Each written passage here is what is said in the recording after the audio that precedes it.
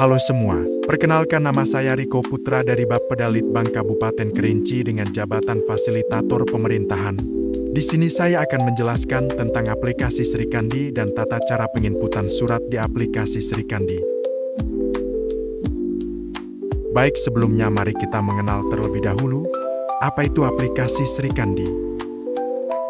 Baik, aplikasi Srikandi merupakan sistem informasi kearsipan dinamis terintegrasi. Srikandi adalah aplikasi umum pertama yang ditetapkan berdasarkan keputusan Menteri Pemberdayagunaan Negara dan Birokrasi Aparatur Sipil Negara Nomor 679 Tahun 2020 tentang aplikasi umum bidang kearsipan dinamis. Nah, dengan adanya aplikasi Srikandi diharapkan nantinya proses pembuatan, pengiriman, penerimaan, disposisi, penandatanganan elektronik, dan penyimpanan arsip dapat dilakukan secara terpadu dan efisien, sehingga dapat mendukung percepatan transformasi digital di instansi pemerintah. Salah satunya adalah menggunakan aplikasi Srikandi. Sebagai aparatur sipil negara, ASN wajib mampu menggunakan aplikasi Srikandi karena aplikasi ini merupakan sistem resmi pemerintah untuk pengelolaan tata naskah dinas secara elektronik. Penguasaan aplikasi Srikandi menjadi bagian dari penerapan sistem pemerintahan berbasis elektronik atau SPBE yang menuntut ASN untuk bekerja secara digital, efisien, dan transparan. Mari kita belajar proses penginputan surat di aplikasi Srikandi. Selamat datang di aplikasi Srikandi. Tahapan penginputan surat di aplikasi Srikandi. Langkah awal, login ke browser Anda lalu ketik alamat login Srikandi.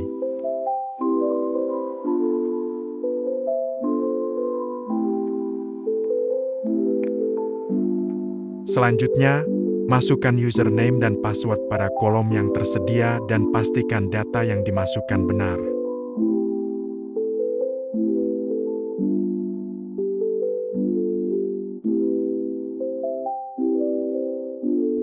Setelah pengisian data username dan password, kemudian isi kode CAPTCHA dan klik masuk.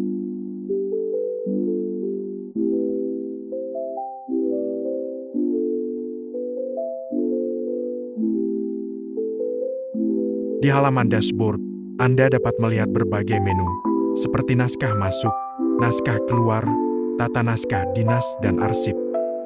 Tahapan penginputan surat di aplikasi Srikandi. Misalnya penginputan surat tugas.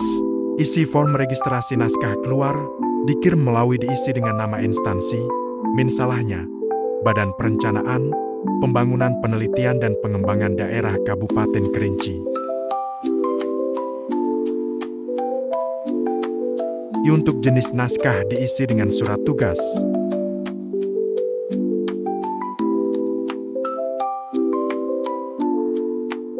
Untuk sifat naskah diisi dengan biasa atau terbuka.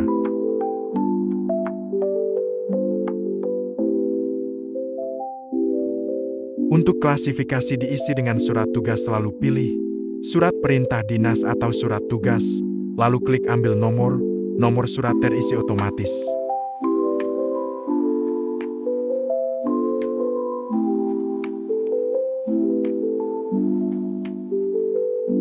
Selanjutnya untuk kolom hal, diisi dengan surat tugas.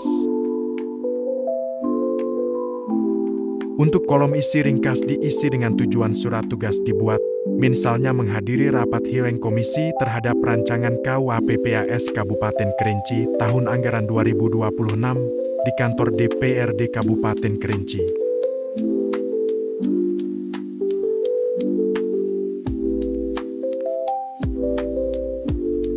Selanjutnya klik browse lalu pilih surat tugas yang telah dibuat.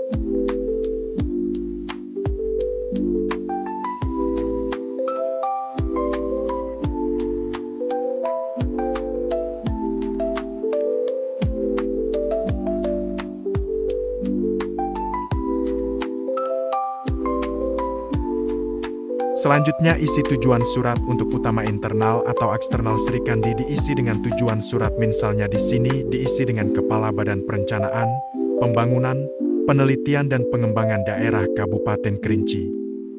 Untuk verifikator diisi dengan penjabat yang memverifikasi.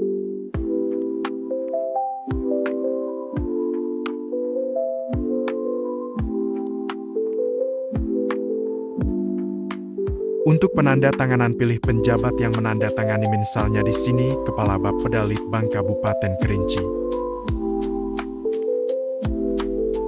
Lalu klik simpan.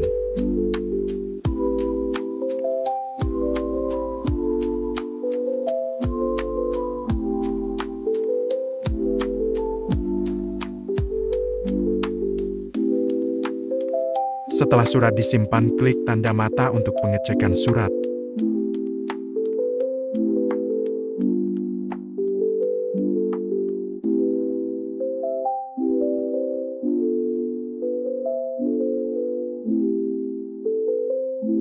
Pastikan format surat sudah benar sebelum dikirim.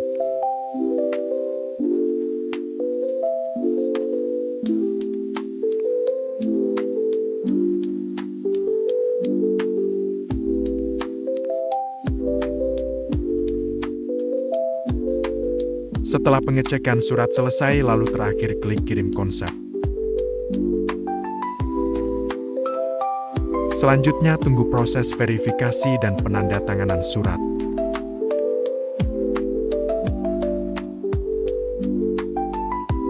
Untuk proses verifikasi membutuhkan cukup waktu, tunggu beberapa saat hingga proses verifikasi dan penandatanganan surat selesai.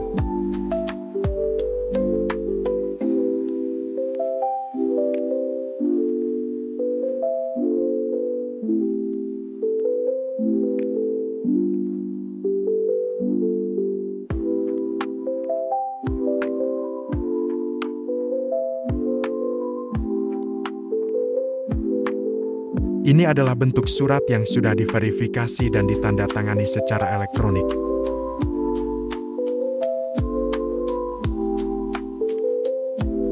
Jika surat sudah diverifikasi dan ditandatangani secara elektronik, maka klik simpan surat.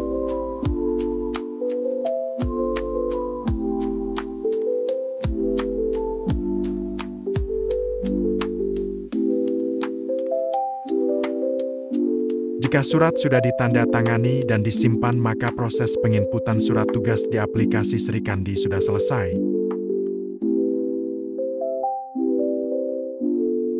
Selanjutnya, untuk format surat bisa di-download di Tata Naskah Dinas seperti format surat tugas.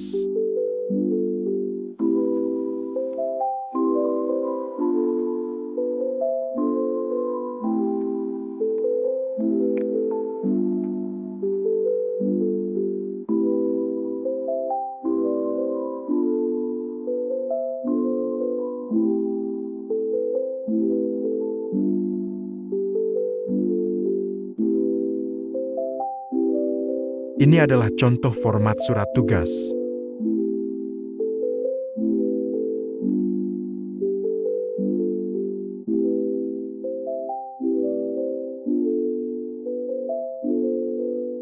Terakhir, mari kita belajar tentang menu naskah masuk. Naskah masuk menampilkan daftar semua naskah atau dokumen resmi yang diterima dari instansi atau unit kerja lain.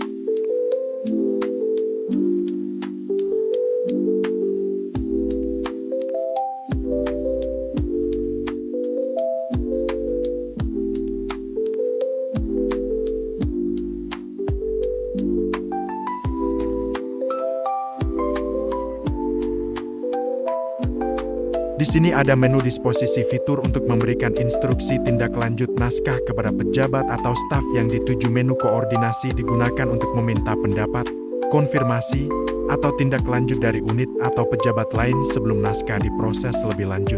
Menu arahan fitur bagi pejabat yang berwenang untuk memberikan instruksi atau perintah tindak lanjut atas naskah masuk.